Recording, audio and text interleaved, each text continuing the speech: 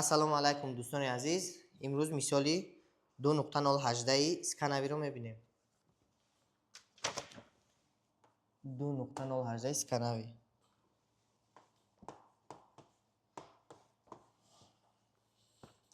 мисолро аввал менависам.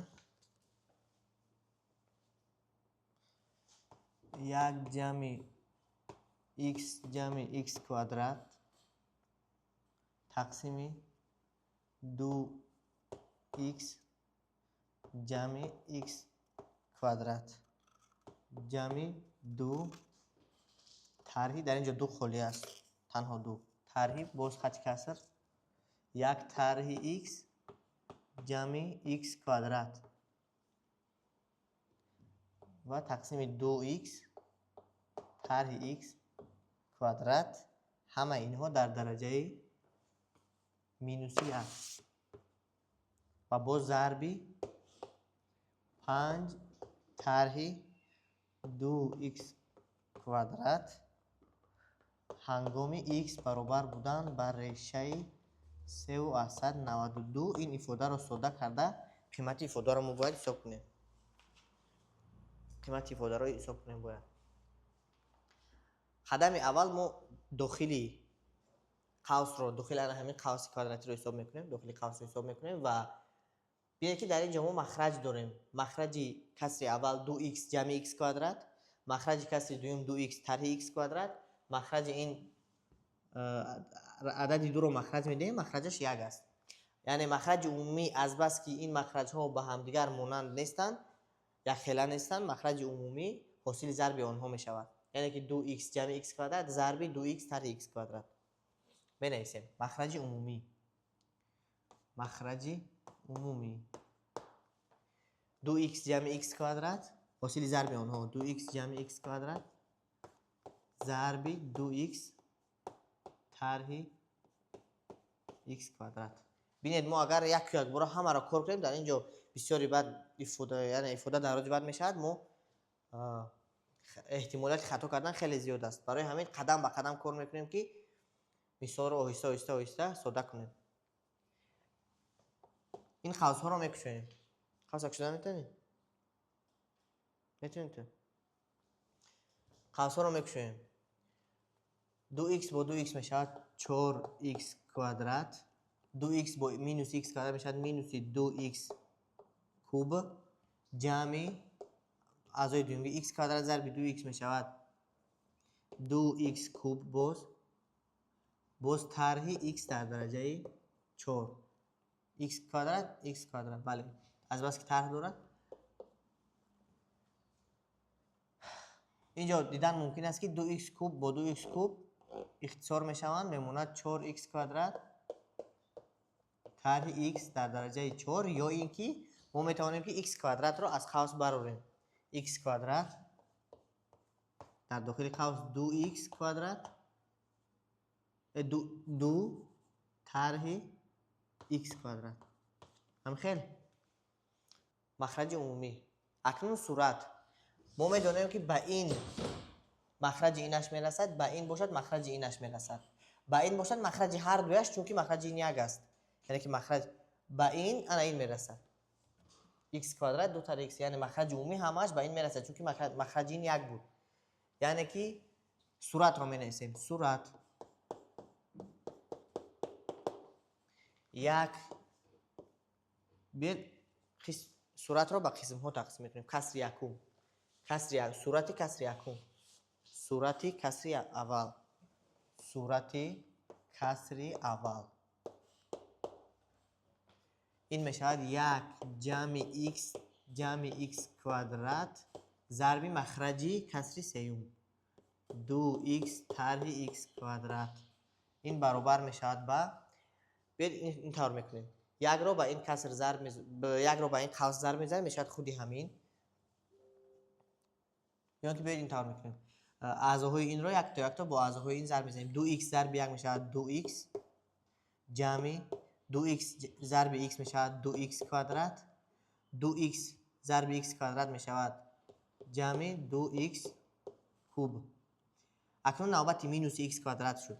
از بس که x کвадрат خودش مینوس دارد هر یک اعضایی که در اینجا با اون ضرب میشود اونها مینوس هم میشود طرح میشود یعنی که مینوس x کвадрат خودش ضرب یک میشود مینوس x کвадрат مینوس x کوب مینوس x در درجه 4 همین خیلی همینطور پس این رو ساده میکنیم برابری در اینجا ببینید 2x عددی که x در درجه 1 تا داریم x در درجه 1 تا داریم دیگر همش x در درجه 2 3 و 4 هستند اینجا 2x کвадрат داریم اینجا طرح x کвадрат اینها این دو با این میره یعنی که 2x کвадрат یک تاش با این مینوس x کвадрат میرود چون که در اینجا دو تا مثبت داریم در اینجا یک تا منفی یک تاش رفت 2x کوب هم با x کوب همین طور این دو با این میرود x در درجه 4 باشد میایستد یعنی ما داریم 2x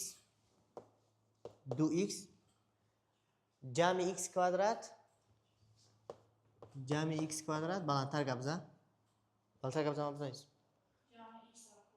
جمع x کوب طرح x در درجه 4 هم خیلی درست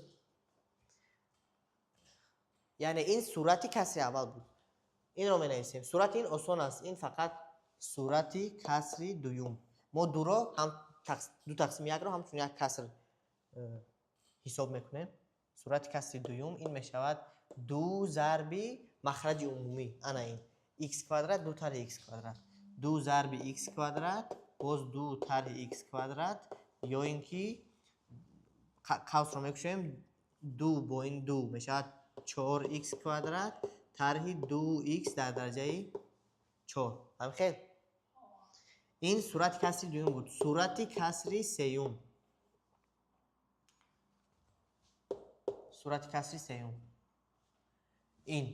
این ضربه مخرج کسری اول یک طرح x جمع x کвадрат ضرب 2x جمع x کвадрат بله برابری بینید باز همین طور 2x رو با همه اعضاهای این ضرب میزنیم 2x ضرب 1 میشه 2x طرح 2x ضرب x میشه 2x کвадрат جمع 2x در درجه 3 در کوب 2x کوب جمع اکنون نوبت این شد x کвадрат ضرب 1 میشه x کвадрат طرح ضرب این میشه x کوب جمع x در درجه 4 همین خیلی اکنون بینید اینو ساده میکنیم برابری 2x در درجه 1 داریم دیگر همش x در درجه 2 3 و 4 داریم مینوس 2x کвадрат باز در اینجا پلوس x کвадрат یعنی که این میرود در اینجا x کвадрат یک تاش میموند همین خیلی مینوس 2x کвадрат x کвадрат پلوس 2x کوب مینوس با اینجا هم خیلی تمام میموند 2x طرح x کвадрат جمع x کوب جمع x در درجه 4 جمع x کوب نگاه که بچه جمع x در درجه 4 خیر این صورت کسری سیوم بود اما پیش از این کسر ما چی داریم طرح داریم یعنی که وقتی ما در این جهاز صورت ها رو همه صورت عمومی رو گوییم صورت عمومی چون این مفهوم نیست اما در عموم صورت رو میابیم صورت من چطور میشود الان که ما مخرج عمومی گفتیم کنی مخرج عمومی در اینجا است این است مخرج عمومی این مخرج عمومی است پس صورت این رو این صورت کسر یکم نبود این صورت کسر یکم این در عموم در صورت قرار میگیرد همه اینها در صورت قرار میگیرند اما این قسمی با کسر یکم تعلق داشته است یعنی که چیکار میکنیم اینها رو این جمع این طرح این میشود انا این رو ما باید نویسیم یعنی که معلقه داخل رو مخرج عمومی دادیم حساب کردیم و همه نویسیم کسر اول قسمی کسر اول 2x جمع x کвадрат جمع x کوب طرح x در درجه 4 هم خیلی بود طرح x در درجه 4 جمع 4x کвадрат طرح 2x در درجه 4 4x کвадрат طرح 2x در درجه 4 انا اینجا دقت کنید که اینجا طرح داریم این طرح همه علامت هایی که به این قسم تعلق داشت، یعنی همه علامت های اینها رو برعکس میکند. یعنی این میشه طرح 2x، این میشه جمع x کوادرات، این میشه طرح x کوب، این میشه طرح x در درجه 4.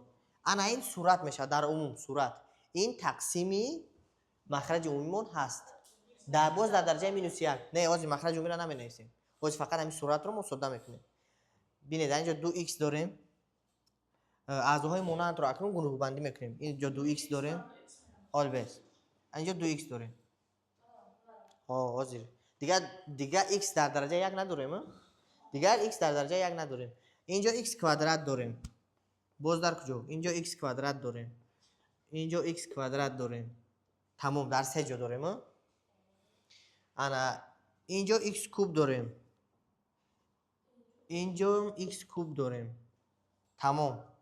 انا که اینجا x در درجه 4 داریم، اینجا هم x در درجه 4 داریم. هم خیر. انا که 2x با مینوس 2x با مینوس 2x میرود. آرومتر. چی؟ البس. باز میبینیم کدومش که تهش خط کشیده است. انا مینوس 2x در درجه 4. بازی. اینها رفتن x کوادرات یک تا در اینجا در بلوم هنگام از خاص برآوردن x کوادرات در اینجا خطا کردیم. ببینید که در اینجا 4x کوادرات طرح x در درجه 4 است. ما در اینجا با خطاگی راه دادیم و اینجا باید 4 باشد. 4 طرح x کوادرات. و انا اکنون این چی رو تغییر میدهد؟ ما باید بینوبت گیریم. کسی انا اون صورت رو در قسم دوم صورت رو گویم تغییر میدهد. در اینجا 2x کوادرات اینجا 4 داشتیم. 4 طرح x کوادرات این برابر می شود به 2x کوادرات 2x کوادرات ضرب 4 8x کوادرات. قسم دوم تغییر نمی یابد. همین خیلی. در اینجا 8 می شود. 8x کوادرات. انا اکنون یک بار دیگر x کوادرات داره رو حساب میکنیم. 8x کوادرات x کوادرات 9x کوادرات 10x کوادرات. اینجا 10x کوادرات داریم. طرح 4x در درجه 4. این در عموم صورت می شود. هم خیلی. صورت رو ما حساب کردیم. صورت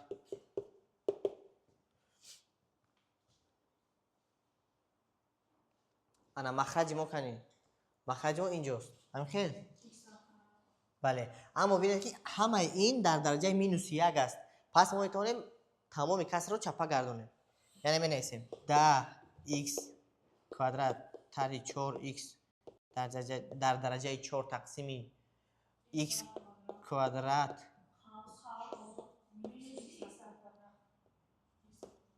همه این اگر در درجه مینوس 1 باشد ما میتونیم این رو چپه گردونیم. اول بسیم. در اینجا هم x کوادرات رو از قوس میبریم. صبر که 2x کوادرات رو ما میدونیم. 2x کوادرات رو از قوس میبریم. 2x کوادرات اینجا میشود 5x 5 طرح 2x کوادرات. هم خیلی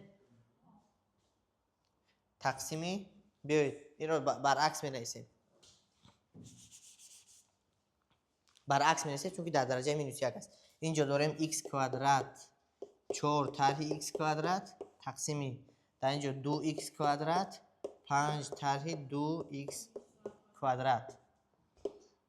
این قسم یکم می باشد. انا اینجا پر را با درجه اش و انا این ضربی 5 طرح x کوادرات باید کنیم.